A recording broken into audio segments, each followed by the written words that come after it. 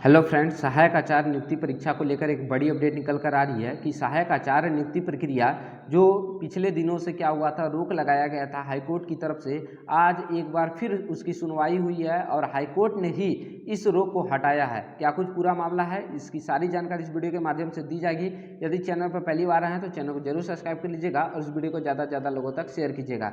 तो देख सकते हैं, सहायक आचार्य नियुक्ति प्रक्रिया से लगी रोक को हटा दिया गया है। बता दें कि झारखंड हाईकोर्ट ने जेएसएससी को दिया है निर्देश, कहा प्रार्थी के लिए 100 सीट क्या हो रिजर्व रखा जाए जब तक कि ये मामला पूरा कंप्लीट नहीं हो जाता। ठीक है, जो पिटिशनर बेस यहाँ पर जजमेंट आया हुआ है कि जो प्रार्थी जो 100 करीबन है उसके लिए 100 सीट को रिजर्व रखा जाए और जो ये अंतिम जो फैसला आएगा वो इस पर क्या होगा, लागू होगा। तो वर्तमान में जो प्रक्रियाएं जो रुकी हुई थी सहायक आचार्य को लेकर, उसके लिए एक अच्छी अपडेट है कि अब बहाली की प्रक्रिया पुनः एक बार शुरू होने वाली है। तो यहाँ पर रोक हटा दिया गया है और पुनः आवेदन की प्रक्रिया शुरू हो जाएगी। तो एक एक करके देखते हैं क्या कुछ अपडेट है। तो झारखंड कर्मचारी चयन आयोग की ओर से 26,000 सहायक आचार्य नियुक्ति प्रक्रिया पर लगी रोक को आज हाईकोर्ट ने क्या है, हटा दिया है।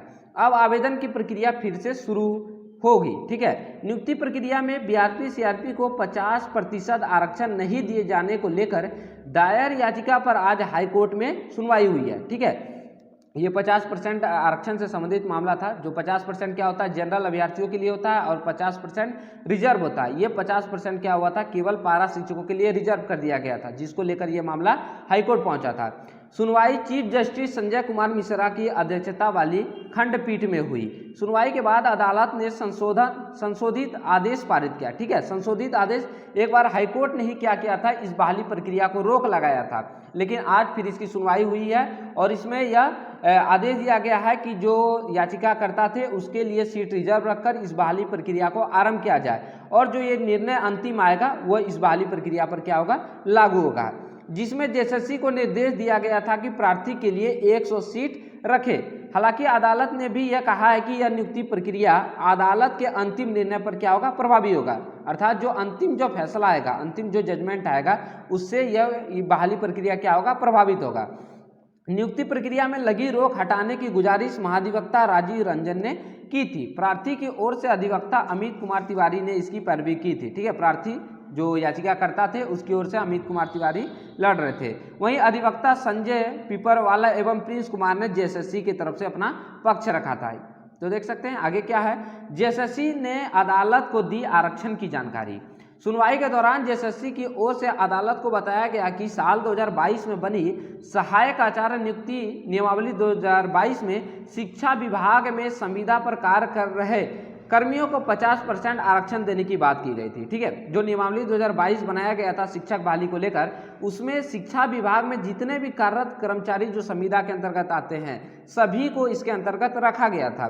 लेकिन जिसमें सरकार ने साल 2023 में बनी नई नियमावली, संशोधित जो नियमावली बनाई गई थी, उसमें केवल इस शब्द को हटा दिया गया और केवल पारा शिक्षकों को ही सहायक आचार्य नियुक्ति परीक्षा में आरक्षण देने का प्रावधान किया। शिक्षा विभाग में कार्यरत संविदा कर्मियों को भी आरक्षण मिलना चाहिए था, जैसा कि जेएसएससी की तरफ से पक्ष रखा गया है। ठीक है, अब याचिका की कर्ता की तरफ से क्या कुछ मामला है। तो सहायक आचार्य नियुक्ति के लिए झारखंड स्टाफ सिलेक्शन कमीशन ने विज्ञापन जारी किया था। ठीक है, जेएसएससी की तरफ से ये विज्ञापन जारी हुआ है करीबन 26,001 पदों के लिए। इस नियुक्ति के लिए राज्य सरकार ने एक नई नियमावली बनाई। इसे सहायक आचार्य नियुक्ति नियमावली 2023 कहते हैं।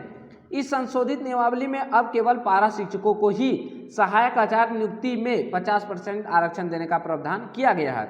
इस दौरान में वे कर्मचारी नहीं आते हैं जो संविदा पर शिक्षा विभाग में काम कर रहे हैं। अर्थात जो वर्तमान में जो नियमावली बनाई गई है 2023, उसमें केवल क्या हुआ है, पारा शिक्षकों के लिए रिजर्व है।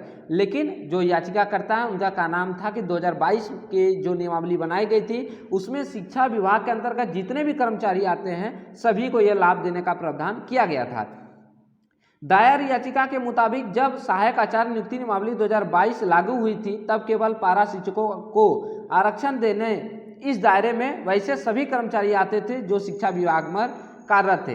अर्थात याचिकाकर्ता की तरफ से बताया जा रहा है कि नियमावली 2022 बनी गई थी उसमें सभी लोग कर्मचारी आते थे जो शिक्षा विभाग में कार्यरत होते थे, लेकिन 23 वाला में ये मामला हटा दिया गया। ठीक है, 26,001 सहायक आचार्य की नियुक्ति प्रक्रिया होनी है। तो पहली बार राज्य में करीबन 26,001 सहायक आचार्य नियुक्ति परीक्षा होगी, नियुक्ति की प्रक्रिया पूरी होगी। इसमें पारा शिक्षकों के लिए 12,868 पद रखा गया है। वहीं पर गैर पारा जो है जनरल जो सीट है वो 13,133 पद रखे गए हैं। वही क्लास 1 से 5 के लिए इंटरमीडिएट प्रशिक्षित सहायक आचार्य नियुक्ति में पारा शिक्षकों के लिए 5,469 और गैर पारा के लिए 5,531 पद आरक्षित किए गए थे। वहीं पर 6ठी से 8वीं क्लास के लिए स्नातक प्रशिक्षित सहायक आचार्य की नियुक्ति परीक्षा में पारा शिक्षकों के लिए भाषा शिक्षक जैसे भाषा, सामाजिक विज्ञान और विज्ञान गणित के लिए 7,399 पद, वहीं पर गैर पारा शिक्षकों के लिए 7,602 पद। ये सभी आरक्षण से संबंधित कितने सीट किसको दिया गया है इसकी जानकारी दी गई है। ठीक है, वहीं पर बता दें कि एक बहुत बड़ा मामला अभी झारखंड हाईकोर्ट में लंबित है, जो कि रिजर्व रखा गया हाईकोर्ट की तरफ से। ठीक है, उसी मामले की पूर्णतः सुनवाई हो चुकी है। बताते कि झारखंड में करीबन 8 वर्षों के दौरान में झारखंड में शिक्षक बहाली को लेकर एक बार भी शिक्षक पात्रता परीक्षा का आयोजन नहीं किया गया है। ऐसे में झारखंड हाईकोर्ट में जेटेट और सीटेट से संबंधित मामले की भी अंतिम सुनवाई हो चुकी है और मामला रिजर्व है। देखना होगा क्या कुछ वहां से भी अपडेट आएगा, क्योंकि सबसे ज़्यादा जो निगाहें टिकी है अभ्यर्थियों की वह सीटेट से संबंधित मामला है। क्योंकि बता दें कि 8 वर्षों से एक बार भी राज्य में शिक्षक पात्रता परीक्षा का आयोजन नहीं कराया गया और जो वर्तमान में 26,000 शिक्षक बहाली का जो विज्ञापन जारी किया गया है इसमें केवल जेटेट उत्तीर्ण होना अनिवार्य कर दिया गया है। ठीक है, और जो जेटेट हुआ है वह लास्ट जो जेटेट की परीक्षा हुई है वह 2016 में हुआ है। ऐसे में 2016 के बाद जितने भी डीएलएड बीएड साथी है वह इस शिक्षक बहाली से वंचित हो रहे हैं, अर्थात उनके मौलिक अधिकारों का हनन हो रहा है, समानता के अधिकारों का हनन हो रहा है। ठीक है, तो ऐसे में देखना होगा हाईकोर्ट की तरफ से मामला रिजर्व है और देखना होगा कितना जल्दी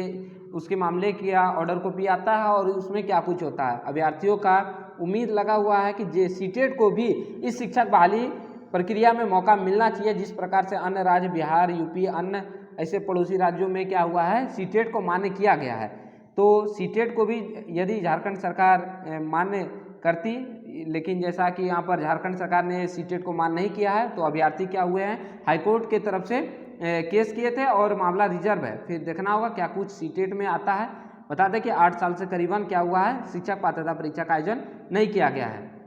तो ऐसे में अभ्यर्थी यहाँ पर उम्मीद लगा सकते हैं, जिस प्रकार से बीआरपी सीआरपी में एक रिजर्व मामला आया हुआ है, क्योंकि जो 100 जो याचिकाकर्ता थे, पिटिशनर थे, उसी को ये इस बहाली प्रक्रिया में क्या हुआ है मौका दिया गया है।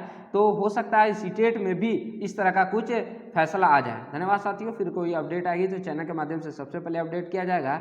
चैनल पर पहली बार आए तो चैनल को जरूर सब्सक्राइब कर लीजिएगा और इस वीडियो को ज़्यादा से ज़्यादा लोगों तक शेयर कीजिएगा। तो देख सकते हैं क्या होगा, बहाली प्रक्रिया पुनः आरंभ कर दिया गया है, जो रोक लगाया गया था उसको हटा दिया गया है, अर्थात अब फिर से आवेदन की प्रक्रिया शुरू हो जाएगी। ठीक है, और इस फैसले का क्या होगा, अंतिम रूप से जो फैसला आएगा और उस बहाली प्रक्रिया में ये प्रभावित होगा। और अंतिम जो अगले जो सुनवाई है इस बीआरपी सीआरपी की वह 28 नवंबर 2023 को होने वाला है। ठीक है, ये अगली सुनवाई जो पड़ी है वह 28 नवंबर 2023 को है। धन्यवाद।